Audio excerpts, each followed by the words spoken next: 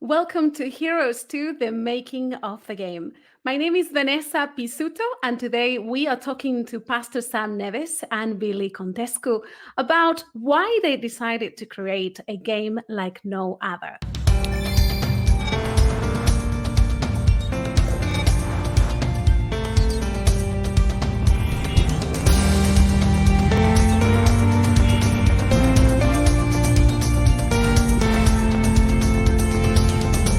Welcome, Sam and Vili. It's a pleasure to have you with us today. Hey, Vanessa. Good to be here. Thank you. I'm excited. Good. So I'm going to jump right in and ask a difficult question, Sam, but I think you can handle it. So here is the question. Does the world really need another app? Why decided to invest so much time and so much effort into creating Heroes 2? Incredible question. And the answer is not that complicated. There are 250,000 people every 30 days going online and searching for Bible game, Bible trivia, or Bible quiz, collectively those three terms. So people are searching for this, which means that they may not have found what they're looking for. It is possible for us to have the absolute best Bible quiz out there. And the reason why this matters is that as a group of people, as a movement, we have set ourselves to help people understand the Bible so they can find freedom, healing, and hope in Jesus. So anyone that is searching for anything in relationship to the Bible, we want to provide the absolute best content to help them. And having the possibility of having the best quiz out there is tremendous, because we can help them find truth as it is found in Scripture, but it has to be fun. Why another app? Because it has to be fun. Games are fun. There are 3.4 billion gamers out there playing games, and the gospel cannot shy away from any medium. So we'll use games if necessary to help people understand the Bible. Thank you. Thank you. So this is a tool to spread the gospel. Vili, what's your take? How did you get involved with Heroes? Vanessa, it's more like the Heroes, the game, got involved with me. You may not know, but Heroes, the game, has a twin sister. And the name of the sister is the Sabbath Sofa. Pastor Sam and I were friends forever. And we managed to get crazy one day and came up with these two ideas. Sam is actually the driving force. I was only the one holding his hands up and encouraging him to go as crazy as possible. Vili, if it wasn't for Vili, there would be no Heroes or the Sabbath Sofa. Let's be clear about that, because when you start something crazy like this, games. At the time, I was a senior pastor of Wimbledon International Seventh-day Adventist Church there in London, and Vili is now the pastor of the same church where I was before. It's insane. So back then, we thought, let's make a game. And we talked to the church leaders and so on. And they looked at us and said, Sam, look, great idea, but the church doesn't do games. So we had to plow through this paradigm shift on entering into this new mission frontier. And you can't do this alone. You always need somebody that will say to you, you're not losing your mind. And Vili was that person for me. There were others, but he was the main person that kept pushing and saying, it is worth doing it. And then he started traveling in different parts of the world and promoting the game. And he would come back and say, you have no idea how excited people are in Thailand about this, and how much excited people are in Kenya about this. And then, the game just developed. It took off. I love the fact that you said, Vili, that you were encouraging Sam to be crazy. I didn't think he needed encouragement, but it's good to know. It's good to know. And talking about changing the way we think about things, Sam. So there's people out there that feel, great that you want to spread the gospel. Great that you want it to be fun. But I'm not sure how I feel about video games, because they have this picture that video games are violent, a waste of time, etc. What would you say to that mom or that dad that feels, I don't know that I want my kid playing another video game? This is not strange in Christianity. Whenever there is a new medium, there is always fear that this belongs to the world and it's a worldly thing and that Christians should have no part in it. This is exactly what happened to the radio. When radio came, it's like, radio is from the devil. And of course, the devil must have looked at it and goes, I'm going to use it then. So next is television. Same thing happened.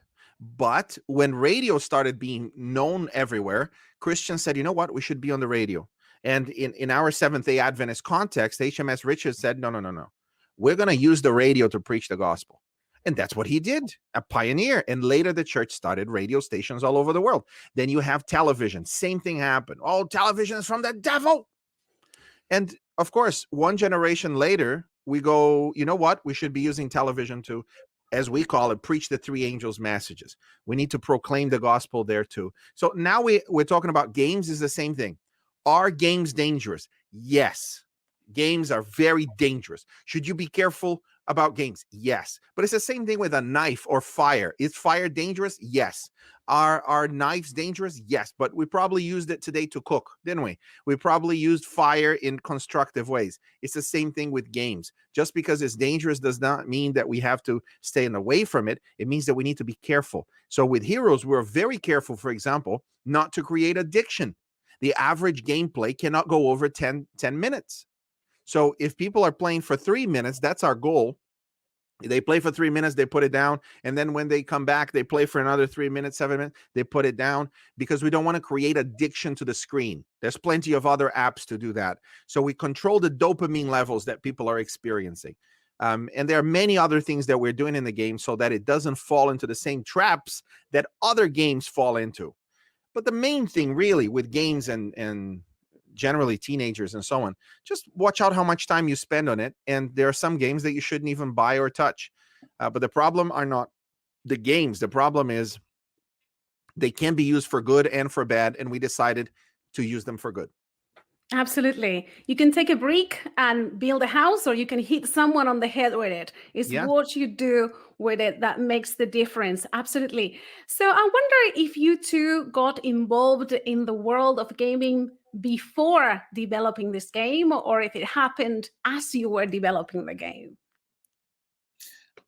I wasn't. Sam did. Yeah.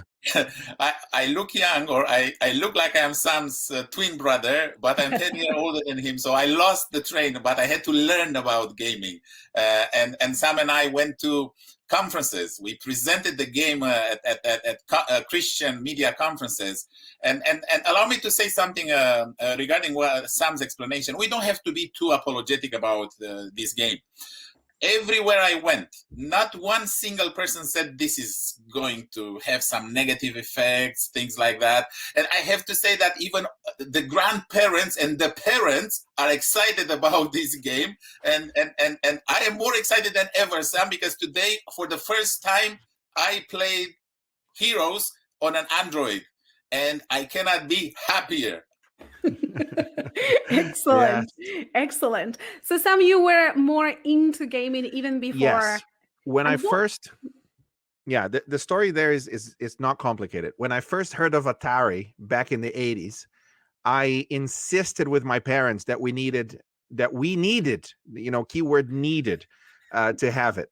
So I played the rally games and I played all of the Atari games. And then when Super Nintendo came out, many years later, I would hire it. This was in Brazil. I grew up in Brazil. We would rent the console for the weekend or for, Saturday night and so on. So we would rent it and play and play and play and play. And I spent too many hours playing. Now, my parents had this deal. My dad had to teach me lots of things to do at school and so on. And he was preparing me throughout my primary school to pass a really difficult exam in military school. So I had to study with him, but he had this technique. He would say, we're going to take 2-3 hours to study this. As soon as you learn it, you can go and play. Essentially, in 30 minutes, I mastered the subject so I could go and play. So it was a great motivational strategy of delayed gratification there. Very, very encouraging to parents. So eventually, I had my own Super Nintendo. So I played Mario and I clocked the game, which means you finish the game. And I would play other games too. Some of them were not that great, like Street Fighter and Mortal Kombat. Do not advise you to play those games. And then came the PC era. Now I had a friend who had a PC, so he could play games on his PC. So, Red Alert and even Warcraft, the first Warcraft and others, learning different things through games and so on. And then the first GTA, which was a very violent game. I play that too. I do not recommend it. And then I learned the negative aspects of gaming, how you can be absorbed in this thing and it can destroy your spiritual life and all of it. But of course, because of that, you need to be more careful. So later, I was much more careful with my use of my time and what I dedicated that time to, etc. But gaming was there. And so in recent years, we have the console right here, and we play lots of games with the family or by myself. And gaming is a tremendous way for you to learn many different skills that you need in life. And research is very clear on the positive impact of games. So I really believe this, Vanessa. The church is ready to take the next step and use this mission frontier, gaming, to advance the gospel and to finish the work God has given us. We can reach 3.4 billion people who spend hours playing games. Why not create games that will bring them a full knowledge of salvation? Heroes is just the first. And if we have Bible studies and if we have decisions for Jesus through baptism and so on, then it will demonstrate that this is possible for us to improve and create other games in other ways. So that's the big plan there. Yeah, absolutely. So I wonder, because you have a history with gaming, if while you were playing these games, you were dreaming of a different Christian game, or when did the idea of Heroes actually land in your head and you were like, I have to do this. No one has done it, but I have to do it. When did that happen? As I played games, I never imagined a Christian game or a Bible game. Oh, okay. Never. Okay. Did not happen. I was in Hong Kong. The General Conference had invited me to do a talk there for a conference called GAIN, okay, GAIN, GAIN. And I was presenting on what the church should learn from Steve Jobs. He had just died, and that was the subject that I was covering. And after the talk, I went to the subway, the metro, as they call it in America. And I saw these hundreds of people absolutely absorbed in their devices, watching videos or doing stuff on the train. And at that moment, I was praying and it's like, God, how are we ever going to reach them? Is there any way that we can make sense of the gospel to them? And then I started snooping around and seeing what people were doing, just looking here and then looking there. And they were all playing games. So then it became very obvious, you know what? They're dedicating such long hours to these games. We need to develop our own games. And that's when Vili came in and other absolutely crazy people who dedicated their 3 years of their lives to doing this. And I'm so thankful that they did, because then it meant the church could enter into this new mission frontier. Absolutely. Vili, how can churches use this new tool now that we have it, now that we have created it, how we can make the most out of it in our churches, in our communities? What can we do? I'm still working on the answer to this question, Vanessa. But let me say this. I am excited, and every single person I talk to is excited about this. And how are you going to do it? I'm waiting to see how it's going to happen. That's why Heroes 2 and Sam talked about, and we will talk about this over and over and over again.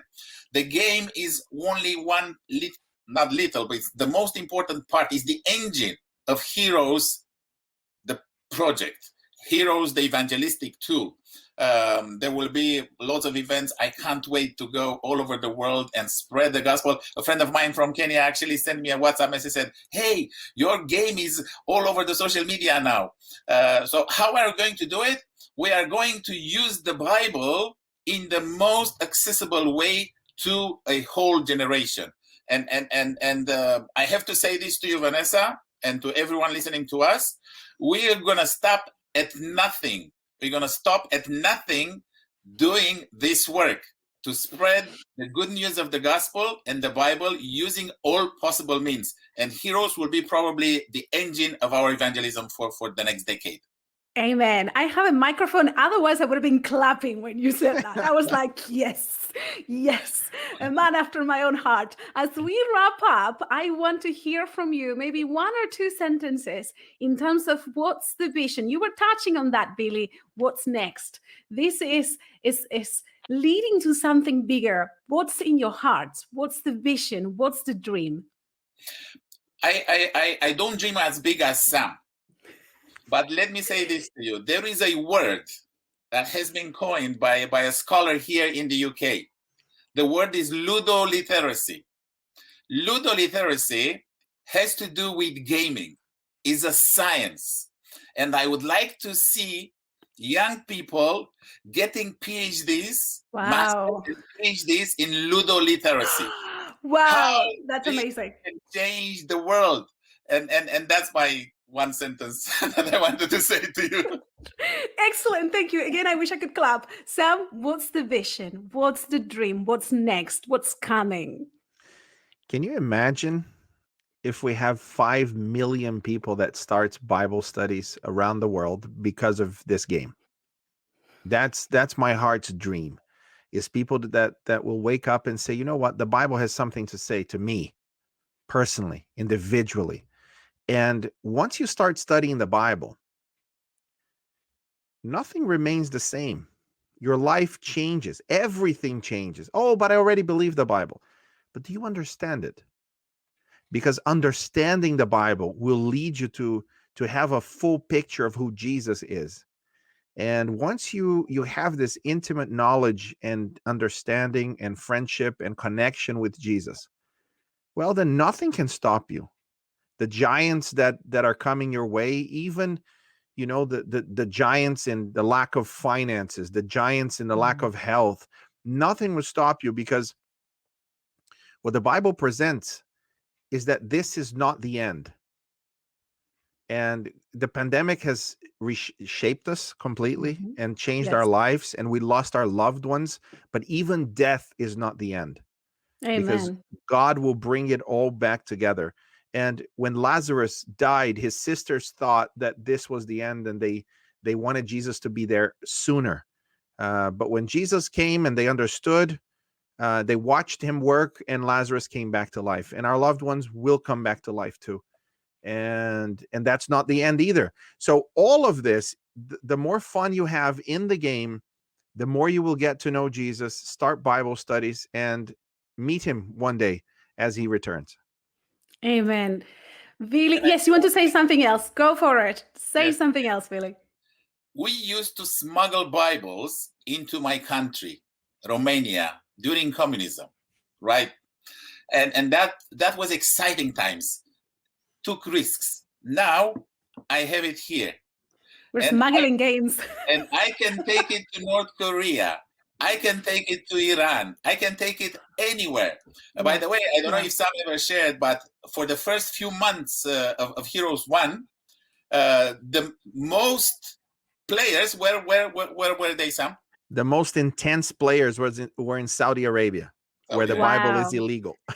Wow. Absolutely amazing. And the amazing thing is, like, you were talking about the size of this field, right? But it also fits in the palm of your hand. And this is the opportunity that we need to take. This is a huge mission field, but it's also in the palm of our hands. And we have a unique opportunity, a beautiful and unique opportunity. Thank you, Vili, and thank you, Sam. This has been an absolute privilege. Thank you. Thank you.